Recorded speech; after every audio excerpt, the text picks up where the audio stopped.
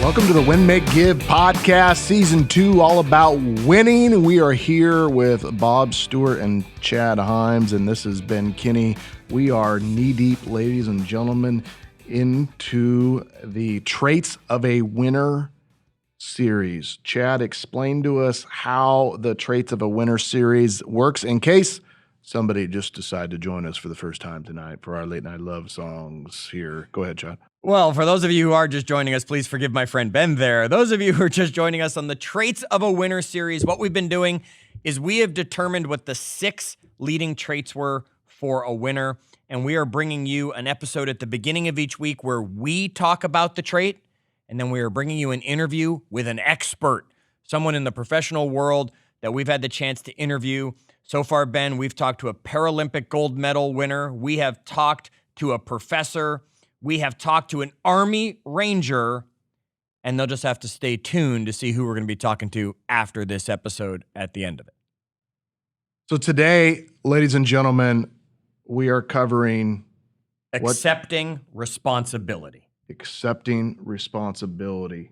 This is something that we identified as a trait of a winner. Absolutely. What does this mean?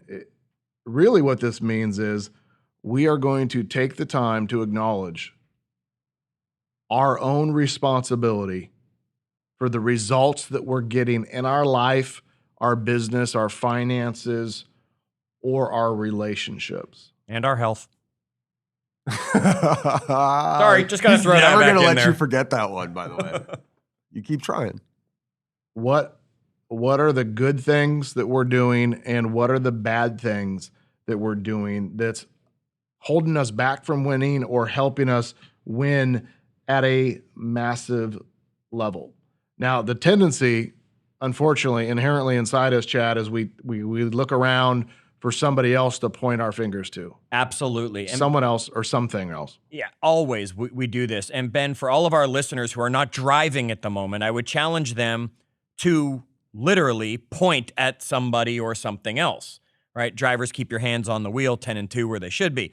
Now, if we point at someone else, what happens? Bob, as you're pointing at me, how many of your own fingers are pointing right back at you? 3? Yeah, 3 of your own fingers are pointing right back at you. And I want everyone to understand out there as we talk about this concept, Ben, that when we're blaming someone else and pointing at them, I have to we're tell pointing you, at ourselves. I have to tell you, Ben is over here. He's pointing and he's looking at like what he does. That's a weird point. If you wrap your fingers all the way into your palm of your hand, that's how you point? Well, it's interesting. Well, I was just checking to see, and like I make a fist because I'm ready to roll or rumble. He does. You know? He makes a fist when he points. I'm not pointing at anybody. They're deflecting. That's an There you go. aggressive point. So The he's fist. he's got an aggressive point. You and I had the natural more point natural where kinda- 3 fingers are yeah. pointing back. And Nita has learned when she's blaming me for something, she comes palm open. All of those All fingers 5 are coming fingers right at at me going, this one's on you, buddy. Right? I mean, she's learned it. So Ben, we are always looking for someone else to point the blame at. But we have to remember, we're always pointing at ourselves. This podcast is so stupid. I don't know why any of you listen. Please just turn this off, switch to something good. Joe Rogan probably has 3 hours for you to jump on right now. Taking responsibility. This also means being accountable so that we can make some changes in our lives. So like on every episode, we came up with a list of things that we think would help us in being more accountable, more responsible, not placing blame, and finding a way to get ourselves further out of the rut or to win more. So the first trait of taking responsibility, Chad, Yes. is to resist the temptation of blaming anyone else. Yeah. Resist the temptation. Well, it's my spouse's fault. Well, you married him, right? You dated him. You chose him. It's my boss's fault. You agreed to work there. Like at the end of the day, what are the decisions that are causing us to continually get into the same bad work relationships, the same crappy relationship, the same whatever? At the end of the day, we have to understand that it's us. There's always our fingerprints on it. Yes. Yeah.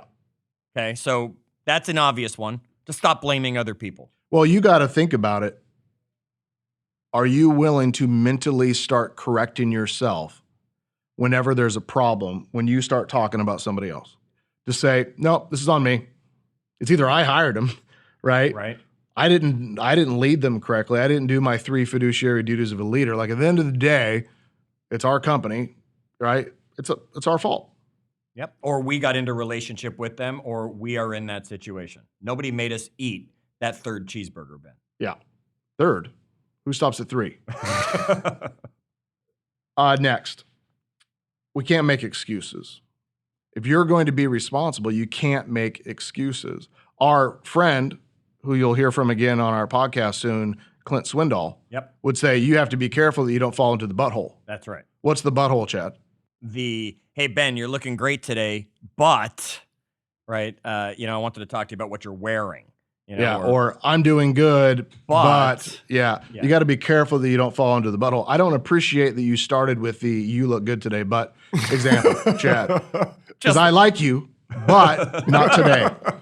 We have to stop making excuses. Yes. All that is validating our bad decisions instead of taking responsibility. Yeah, how many times have you been late somewhere, and I'm just to everybody out there listening, and then we blame traffic, right? We'll just say, well, traffic was horrible. Well, why didn't you leave early enough? The same traffic that you have every Thursday night at 5 o'clock? Right. It's always the same way. You know when rush hour is. You know that situation. Stop making excuses. Plan for it. It's funny. I've been thinking about this a lot in my world as I get onto a call or walk into a meeting and whatever happened, I might be late from time to time. And I walk in there and I try to tell them a story about why I was late.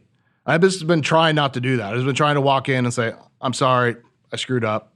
Please forgive me. Well, there you go. That's taking responsibility for it when it comes to it and accepting that it's on you. Because making an excuse is basically not taking responsibility for what I just did to that individual that I was late for.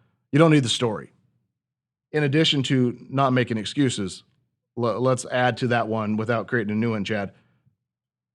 You don't need a story. Right.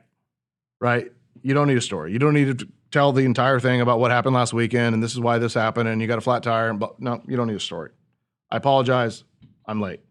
That makes sense? Absolutely. Number 3? What we need to do is to take responsibility. We need to have clarity on where we're going. Okay. Because if you don't know where you're going, how can you be responsible for anything? Does that make sense? Absolutely. Right? Imagine you just get in your car, you don't put anywhere in the GPS, you just drive around. Did you win or did you lose? Well, you don't know. You didn't have a destination in mind. You gotta know the destination. We say often in the show, the lack of accounting means the lack of accountability. Yes. If you don't have a destination, how can you account how close you got to that destination or not? Yeah, and we did a whole episode about this with you in season 1 on turning right, and it's become an expression to turn right. That was purposeful. You weren't looking for a destination in that situation. You just needed to go somewhere. That's different than what we're talking about here. So everybody out there listening to Ben talking and saying, well, Ben, wait, you just turned right and did that whole journey. Okay.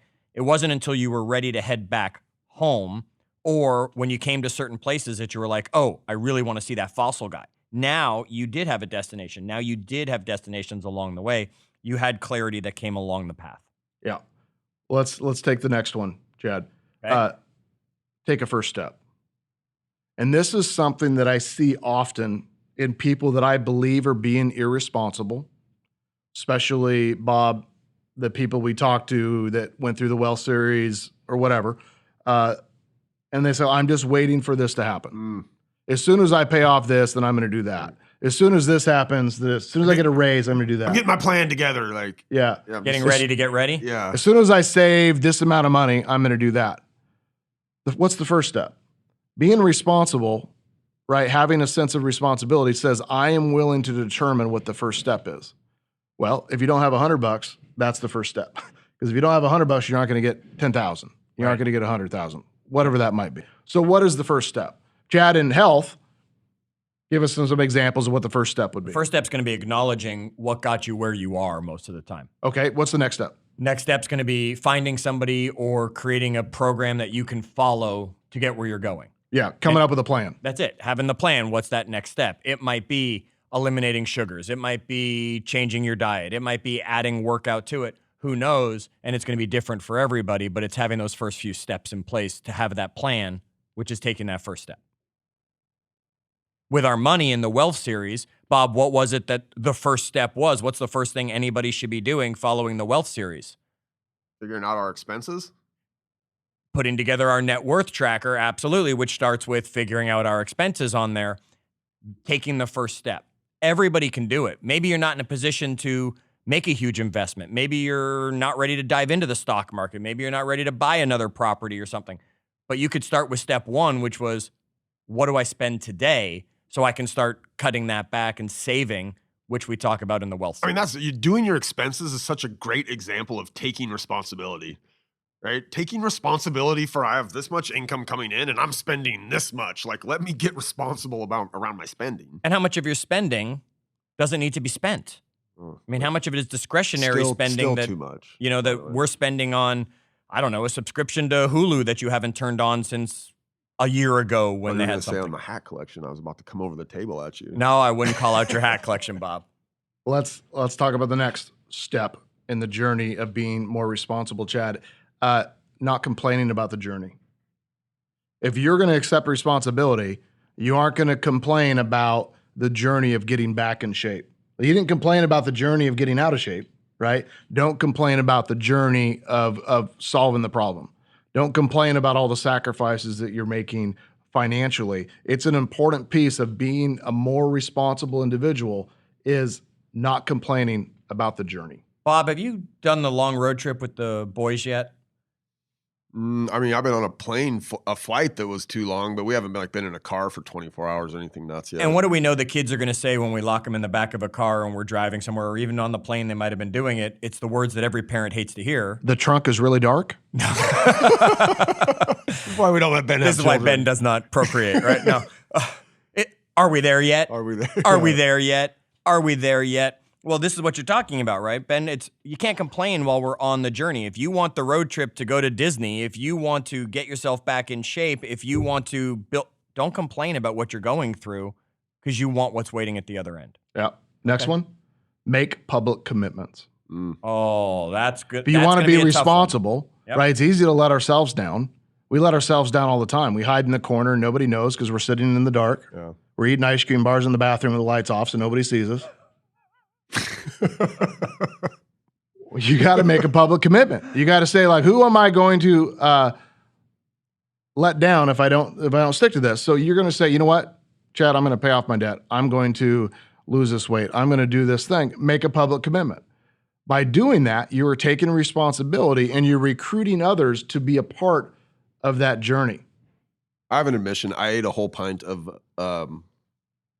if you cookie say dough ice cream last night in the dark with the lights on. You did? And spit out all the chocolate pieces too while you're at it, I Bob? ate the chocolate pieces. Yes! I chomped Finally, them away. ate the chocolate They were all chunks. stuck in my teeth at the end. I had like a solid line of chocolate teeth on the bottoms, Here's what I found is if nobody saw you eating the ice cream, you actually don't gain weight from it.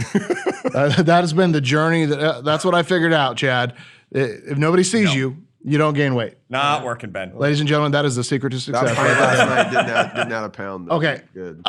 Next step. Number 7. You have to create the habits. Yes. If you're going to be responsible for something, ask yourself a simple question. What habits am I going to have to create or keep or break in order to get on track to make this thing happen? Whatever you're taking responsibility for. Sure. Okay? Okay. Now, how long would Jay Papasan in his book, The One Thing, say that it takes to create a habit? 18 days to 254 days, but the sweet spot is 66 days. So if you can stick to something on average of 66 days, there's a much better chance that it's going to be something that you live with. And how many days does it take to break a habit? It takes the same 66 days because you have to create a new habit or a habit of not doing what you were doing. So don't think you can break a habit quicker or easier. You're replacing that habit with a new habit. It's going to take you at least the 66 days. So part of making public commitments and public promises, another way that you can do that is make written commitments. Okay. You write these to yourselves or you write these to others, but take the time to write down what your destination is, what your habits are that you're going to create, right? What your commitments are, so that it gets out of your brain. You see yourself writing it. It is going to be a fast track for being a more responsible individual. Now, a few other ones I want to point out. Okay. If for some reason you become irresponsible or you fail or you break, Which we all will do at some point. absolutely.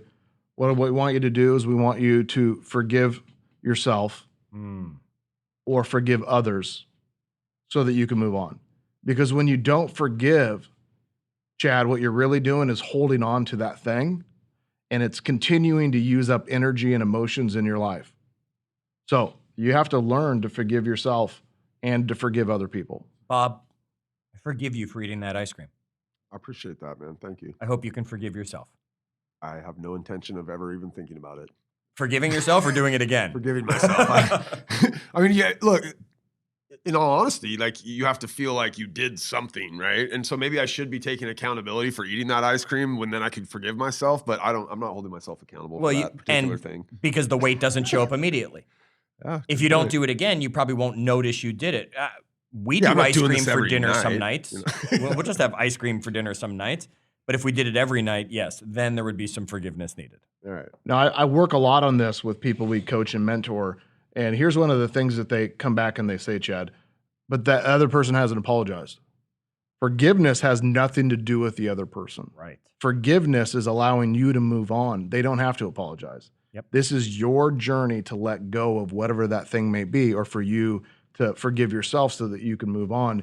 It's a very important piece of the process. We've maybe covered this before, Ben, but not when you're saying that, I want to ask you this question around this idea of forgiveness. Do I have to let them know I forgive them, or can I just forgive them in my own head?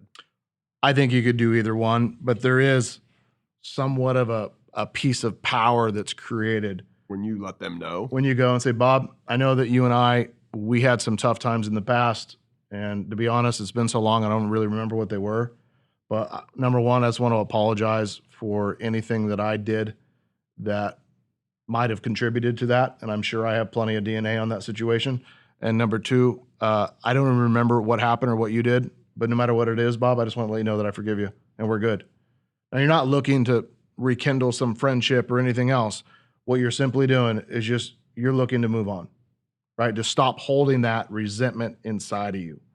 When you do all these things, Chad, there's a certain level of benefits that are created where you move from being a victim to being somebody who's accountable and somebody that takes responsibility. What that really means is you are now somebody that gets results, that starts winning, right? They win more often. Yep. And you can start feeling like, really, like these are the traits of the winner. So do me a favor, walk through it one more time, each one of those items, and then wrap us up. All right. The top 8 things that we have decided will help you when it comes to accepting and taking responsibility. 1, resist the temptation of blaming others. 2, no excuses allowed, no stories that go along with them. 3, have clarity on where you are going. Number 4, just take that first step. Number 5, no complaining about the journey. Number 6, make public and written commitments. Number 7, create the habits. And number 8, forgive yourself and others as needed. The 8 steps of becoming more responsible. You heard it here first, ladies and gentlemen. Thanks for listening to another one piece of the Traits of a Winner series. Chad, wrap us up.